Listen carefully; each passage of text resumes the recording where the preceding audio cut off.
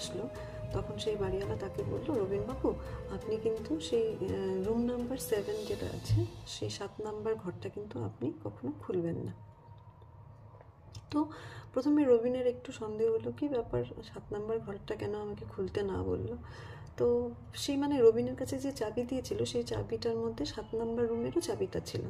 প্রথমে ভাবলো যে বেশ পুরাতন ঘর, তো হয়তো কোনো ইম্পর্টেন্ট জিনিস টিনিস সেই ঘরের মধ্যে আছে, তাই হয়তো বাড়িওয়ালা তাকে বলছে যে আপনি কিন্তু 7 নাম্বার ঘরটা খুলবেন না। তো ও বললো ঠিক আছে, খুলবো না।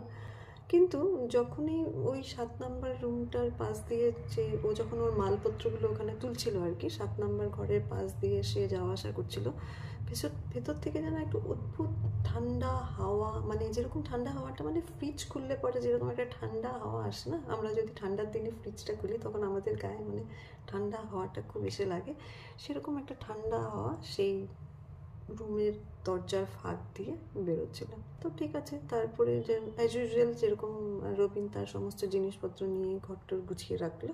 রাত্রিবেলা যখন রবিন তার খাওয়া দাওয়া শেষ করে রাত্রি ঘুমাতে গেল, মানে জায়গাটা চেঞ্জ হওয়ার জন্য না তার অনেকক্ষণ ধরে ঘুম আসছিল না।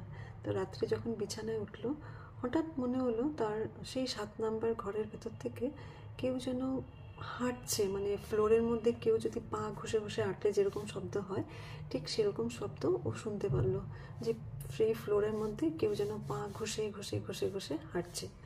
তো প্রথমে রবিন ভাবলো, আরে এই বাড়ির এই রুমের মধ্যে কে আছে, কি এরকম পা ঘষে ঘষে হাঁটতে পারে, মানে ওর একটা বিশাল বড় মনের মধ্যে একটা হলো বাড়ির বাইরের দিকে তালা মারা, মানে রুমটার বাইরের দিকে তালা মারা, অথচ কেউ একজন পা ঘষে ঘষে ঘষে ঘষে হাঁটছে।